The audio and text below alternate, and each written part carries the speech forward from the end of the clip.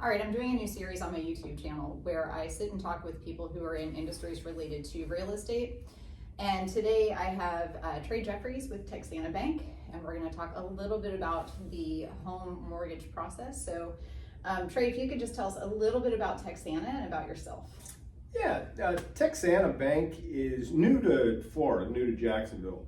It's a 111-year-old bank out of Keller, Texas. It's a community bank with a focus on community service, but it's very integrated in technology, so we're very way ahead of the curve in that. And our second headquarters for the country is right here in Jacksonville Beach. So we are self-contained here in Jacksonville Beach. And as for me, I'm local's local. I'm fourth generation Jacksonville, Florida. My family's been here for a very, very long time, and I have a passion for helping my neighbors achieve their goals of home ownership and anything else that they might need to help them out with. Super. All right. So I just want to talk a little bit about the home loan process.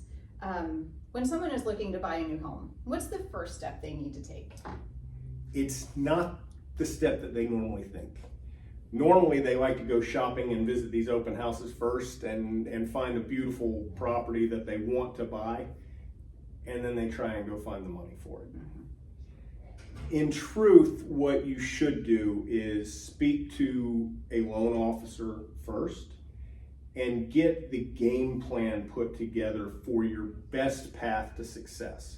Because the last thing you want to do is go find something you fall in love with and find out that because of a mistake you made in your credit 5 years ago, you can't buy it today. That's not to say you can't buy it. That's just to say that you might need a little work to help out. So getting with your loan officer to get pre-approved is number one. It's the number one step. Okay. And then, so if somebody comes to you and they're looking for pre-approval to buy a home, what do they need to bring to you? Well, there's a couple of different types of pre-approval. One is just a verbal pre-approval where they basically just tell me what they make and a little bit about what they believe they owe in rent or whatever. And I try not to do these because it's not a verified pre-approval. So a verified pre-approval takes some documentation. It takes your pay stubs for the last 30 days. It takes your W-2s.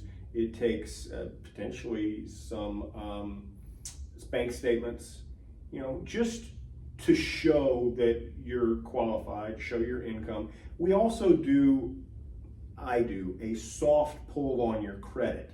Now what a soft pull does is it enables us to get a clearer picture of your debt to income ratio, which is very important when it comes to providing a loan, but it doesn't ding your credit. It doesn't negatively affect your credit by doing a hard pull. That's what we do when we're ready to start the process. But for pre-approval, we don't need to do that.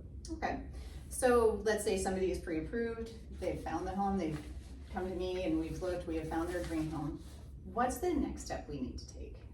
Well, at that point, we do the formal application. And that would be filling out the full application, making sure that we get all the documentation. That's going to be your tax returns and some other documentation, and we move that into processing. The processing makes sure that we've collected all the data. If there's anything missing, we're going to ask for a few more documents, and from that point we'll move it into underwriting. And underwriting is where our underwriters look at it with a fine microscope. They're trying to draw a picture to the bank that says this individual is capable of paying this loan back, and this is why. So the more information that a buyer can bring to the table at the onset, the shorter that process is, because they're very well prepared. Okay. The best buyers I see come to the table with a binder full of all this information, and they're ready to go. Excellent. All right. So on that note, how much money does somebody need for their down payment? That's a big question I hear. Well, I hear it all the time too, and it's like walking into a car dealership and saying, how much for a car? Well, what kind of car, right? So it depends on the loan, all right? Conventional is what most people believe they want to get into, and conventional loan is going to be, with good credit, it's going to be 3% of the loan value to put as a down payment.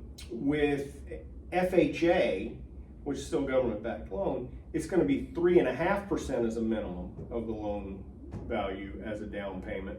And you can generally have a little bit lower credit score and maybe not as much in reserves to put down. So it's a better opportunity for some people on the fresher side, you know, for some home buyers, things like that, or somebody that's had some credit issues. Then there's VA. So we're here in Jacksonville, Mayport and NAS Jax. The VA, they can do 0% down if they have their full entitlement and some other things, so that could be 0% down. And you also have USDA. USDA is for rural areas. Now, Jacksonville is a large area. We've got a lot of areas that do qualify for this, but it's specific incomes and specific areas that they can get a USDA. And again, it could be 0% down. But there's a caveat to all of it, because there are down payment assistance programs as well, where the down payment assistance, if you qualify from an income standpoint and a property standpoint, you can get money as a secondary loan, a second mortgage, that helps you with your closing costs and your down payment. And some of them are 0% interest that are deferred until the house sells or the house is refinanced. So there's a lot of different options, which is why it's so important to sit down with the loan officer first. Super. All right. So last question for you. Let's say we have somebody, they've gotten their pre-approval, they've gotten their loan approval, they've found their home. We're now at the closing table. What can they expect as far as the financing aspect of things goes? Are you hands-on? How does that work for our buyers? Well, I am completely hands-on. This is one of the things that I am passionate about. I love to make sure that communication is from start to finish. I'm there. Even if I don't have new news to tell you, Friday afternoon you're getting an email or a text or a phone call letting you know that I'm still talking, but we're still in the same stage we were the previous week.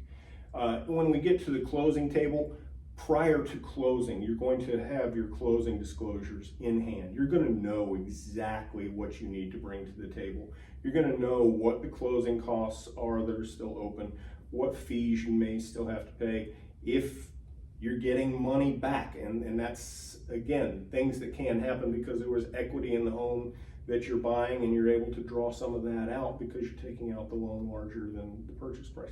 So there are all types of things you can do, and that's why it's so important to have somebody that knows what they're doing, guiding you down the trail. Super. So just like with a real estate transaction, you want a qualified professional who knows what they're doing. When you're going to look for your home, you also want a qualified professional who knows what they're doing when you're trying to finance your home. Thank you so much for all of the information. I appreciate it. You're very welcome, Amy.